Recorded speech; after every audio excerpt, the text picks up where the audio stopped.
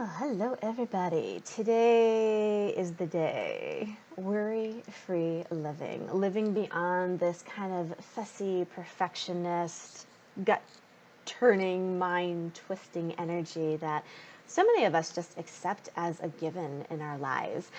Sometimes it's so much a given that we don't even realize it's there, which is exactly what occurred for me. Well, like a year ago, I think it's been now. I was on a telecall with the wonderful Gary Douglas. I was given a wedgie, which is what they call it. Basically, it's like a truth bomb kind of dropped into your lap that opens your eyes and opens your awareness so dynamically that you can't look away from it. And it festers. This was one that definitely festered on me. I asked him a question about something completely different, and he kind of hit the energy underneath my question, which is one of worry. And he said, honey, you would rather worry than create. I don't even know how to describe. It still has a lot of energy to it. This kind of thing of, wow, I would rather sit in my own shit and spin things through in my mind and allow my guts to be twisted and to have my questions, instead of being a really expansive what if possibility, turn into this what if. When he first said that to me, I was very confused because I didn't really think of myself as a worrier. I never have. A perfectionist, yes. A hard worker, yeah. Someone who likes to kind of fix other people, maybe just a little bit. And also someone who's like super focused on details, and so hyper focused on details that no matter what's coming down the pike, I want to make sure I'm prepared for every possible outcome. Now, how that didn't equate to a worry energy in my mind, I have no idea, but it didn't. It's kind of fascinating to have that truth bomb, kind of sit with it for a little bit, like, I know it's there, I know there's something to this, I'm not quite sure what, I'm super confused. I went to go trade access bars with a friend of mine, and I said, oh my God, you will never believe what Gary said to me. He said, and I said, do you think I worry? I don't think I worry. And she just had this look on her face like, for a split second before she was able to change her facial expressions and kind of hide it, of like, what do you think, what do you know about it? It was kind of fascinating, like, oh, I guess I probably do this more than I realize, and the people who know me well and really talk things through with me have been more aware of this energy than I've been willing to. Now, the beautiful thing about becoming aware that you are a worrier, or allow that energy to permeate your living at all, is that you're able to make a different choice. You're able to kind of pick it apart. That is something that I've been doing for the last year since I've heard this thing, and I knew I was going to do podcasts and a class on it. I just wanted to be with it in my own space for a while first, just to kind of not even figure it out, but allow my full breadth of awareness to start to unravel and unfold, so that I had something to kind of bring to the table, so to speak, which, if you listen to that, is a little bit of a worry and perfectionist thing as well. Interesting. I've been looking at this in so many different ways, not just like where worry pops into caring and being loving with people. Like, I care, therefore I worry, and I worry, therefore I care. Like, caring without worrying about somebody isn't possible. It's a given. If I care about you, if you're in my life, I'm going to worry about you. Most of us were brought up with that energy. It's also interesting, the flip side of that, of I care, therefore I worry. Like, I'm going to prove to you how much I care by worrying about you. And that was kind of where I initially started to break it down for myself, of where that popped up in relationships with not only myself, but with my friends, my family.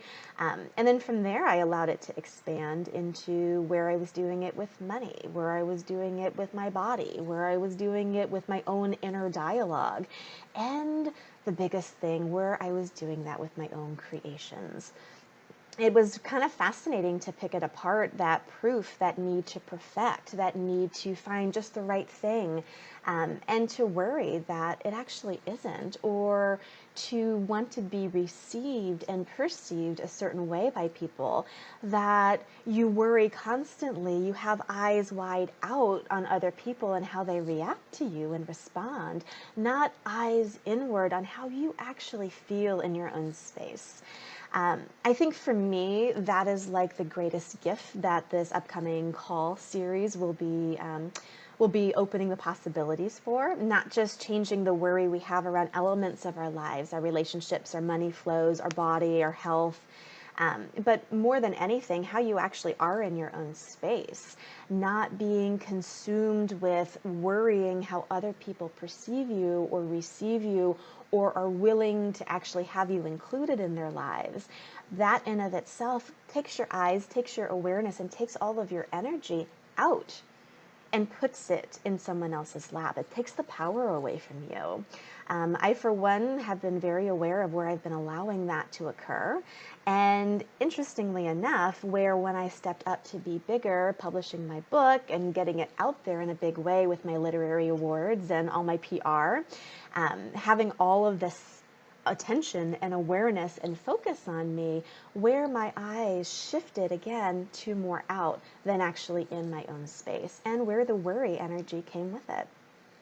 So there's a big possibility here. There's a big possibility not only for your relationships and your relationships to things around you in your living, but also that space in yourself to actually be wholly you without wasting so much energy on this worry thing, and without giving other people the power to shut you down with what you're going to create.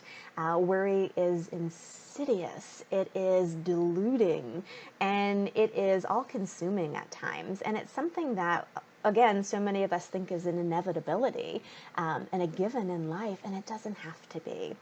I invite you right now just to play with the question when you wake up: what would worry